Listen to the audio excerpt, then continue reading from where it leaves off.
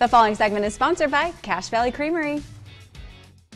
We are turning up the heat in the kitchen with Cache Valley Creamery and Chef Anthony. Okay, we are making 4-cheese Fajita Zucchini boats. These sound amazing. Did I say that name right? Yeah, it's a mouthful, and so is the meal. It looks so good. Okay, where do we start? We start with a really, we always start with the Cache Valley cheese. Always. Because you want it to be melty and filling and of the highest possible quality. Well, it's ooey and gooey. And that's what But we never say Cache Valley cheesy. Does. Right. It's ooey, it's gooey, it's melty. Yes. Never cheesy. This is serious business here. Yes. But for the recipe itself, we're starting out with a really basic Mexican rice. Will you open that up for me? Okay.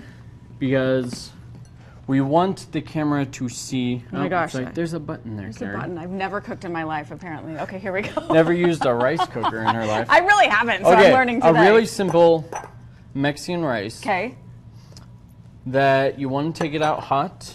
Perfect. So that way we can fold in the 4-cheese Mexican blend. Okay. And watch it melt. Okay, so the 4-cheese blend just comes already ready to go in this. Pre-shredded. And one of the greatest things about Cache Valley cheese is even the pre-shredded cheese is made of the highest quality dairy products, and so it actually melts. Oh. It doesn't partially melt and then you have kind of scraps.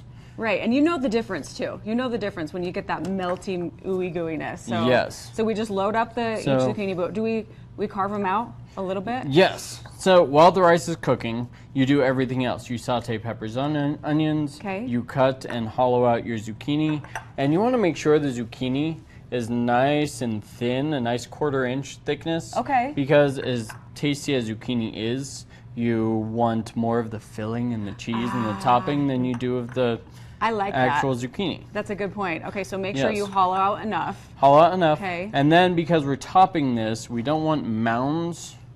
So you want it kind of filling. flat You want on the top. it to be flat and even with the top of the zucchini. Okay, yes. Okay, that makes sense. And so here, switch places with me. You got it. And you can start topping those. Okay, should we do peppers? Evenly with the peppers and onions first. Okay, peppers and onions first. You got it. Yep. I've washed my hands, everyone, I promise. She's clean. Okay, there we go.